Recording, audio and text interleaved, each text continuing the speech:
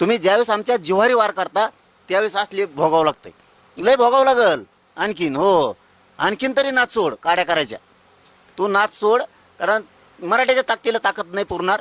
तुला वाटत असेल लाभार्थी टोळी 10-5 जण टुरूक टुरूक इकडून तिकडून बोलत येत म्हणून तू लय मोठा झाला, अजिबात नाही. तितकं तू खड्ड्यात जायला लागलाय आणि जाणार आहे.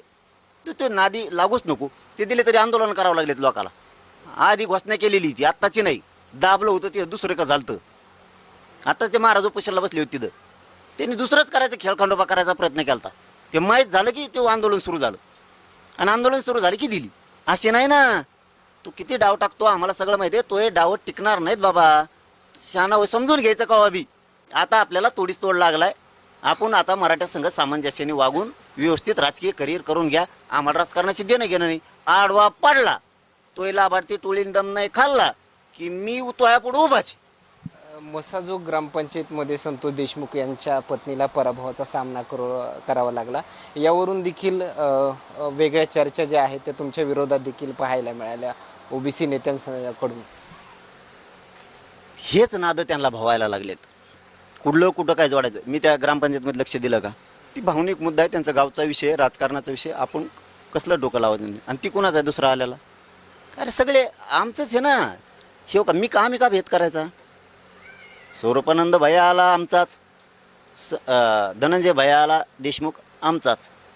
मी कसं काय भेद करू आणि का करू? हत्याकांड हा विषय वेगळा आहे, संतोष भाईचा खून, आणि राजकारण हा विषय वेगळा आहे. त्यांचा गाव लेवलचा विषय त्यांनी ते केलं.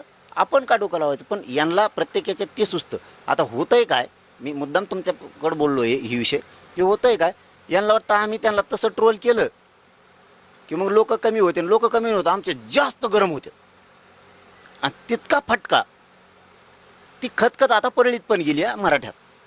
आता खतखत मराठ्याची परळीत चालली, फक्त आता दिसत नाही.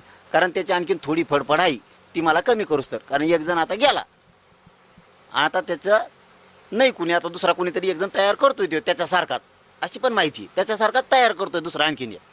एकदा ते नाव बाहेर आलं की हे संपले, राजकारणातून संपले. मराठी तेवढी खतखत आहे तिथं आता.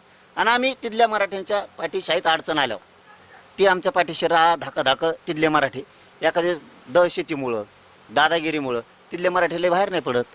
असतंय ते प्रत्येक जागेवर थोडं दादागिरी, आमकं तमकं बाहेर नाही पडत. पण त्यांना अडचण आली की मी त्यांच्या पाठीशी आहे. ते जरी मराठी माझ्या पाठीशी नाही राहिले एखाद्या वेळेस तरी मी त्यांचीच आहे. आणि अंधारातून सगळे मराठी आपल्याकडेच, टेन्शन घ्यायची गरज नाही.